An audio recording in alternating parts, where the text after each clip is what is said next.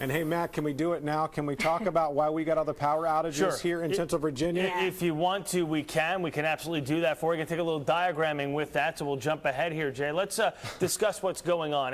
So you see this map here, and we'll clear off the current radar real quick. It's an interesting little phenomena that happens. So we all know that Hurricane Irene came up like this, okay, and that's the path of Irene. So the eye wall was, sitting here at the time of our strongest winds, and that was what, let's say, between 6 p.m. to about 8 p.m. last evening. But here's what happened. So around the eye wall, we would expect our strongest winds.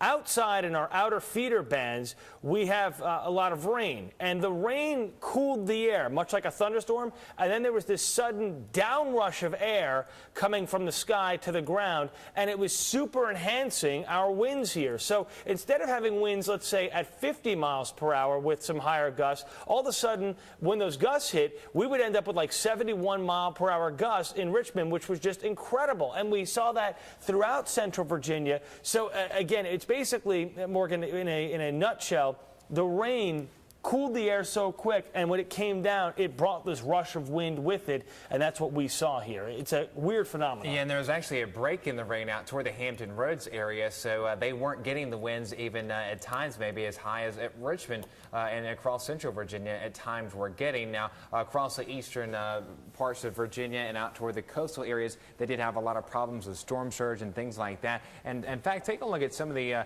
rainfall amounts they had across the area. It's really amazing. I mean, just to see what all they had. And as you can see here, some of the worst of the rainfall was really down across right along the Virginia, North Carolina line, about 15 inches anywhere. You see some of that white right around a foot for areas across southeast Virginia. And then out toward the northern neck middle peninsula, you had about 8 inches to anywhere from about 8 to 10 inches as far as rainfall. You just heard from A.J. Lagoes out toward the Deltaville area. They had anywhere from about 10 inches or more. And the Richmond metro area saw quite a bit, anywhere from about 5 to 6 inches for a good part of the metro area. Out toward the west, you had about 3 inches. And then further out to the west, out toward Farmville, areas out toward Buckingham County and even Prince Edward County, you had about 1.5 inches. So everyone saw a good soaking rain. You just had more of the rain if you were across I-95 and areas off to the east. But again, most of that rain is wrapping up right now, and that will continue to move out of the area. We still have a few winds out there. Winds are staying steady, about 18 miles per hour out of the west for Richmond, up to about 20 to 25 for areas right along the coast.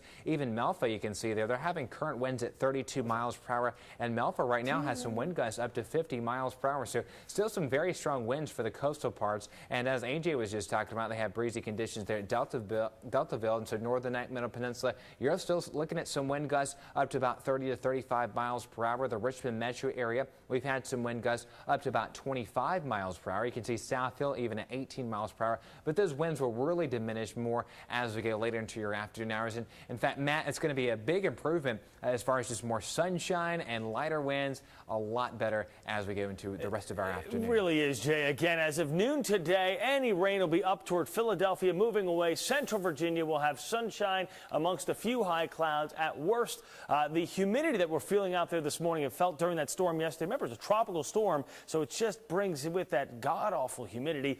That'll be gone, and we'll be talking about just a beautiful evening and again, a good day to be cleaning up out there. And I know the cleanup for many of you will be a very long process, not just today, but tomorrow and for the week ahead. I have great news. The week ahead looking very, very nice. We get to around 5 o'clock this evening, and we're going to see mainly clear skies tonight. Temperatures dropping back, I would say, to the lower 60s, so a good-looking night overall. Let's talk about tomorrow as we get into your daytime here. Overall, pretty good stuff. Mostly sunny skies expected. A very pleasant day. I know the hour by hour tries to bring up a shower here. It just isn't going to happen, so that's great news. We're talking about temperatures tomorrow into the middle 80s and staying there throughout the day. And then we actually see some nice weather for the next couple of days after that. Forecast today, 90 degrees and sunshine, a northwest wind at 10 to 20, and it'll be diminishing as we get into the afternoon. In fact, by noontime onward, it may be more like a 5 to 10 mile per hour breeze. Speaking of that, look at that. Tonight, 62, a very light breeze and no humidity. Here's your 8-day. Tomorrow, we have mid-80s. We're staying in the mid-80s for the next couple of days, right really through the end of the week, and even the upcoming weekend's looking good, too. Back to you now.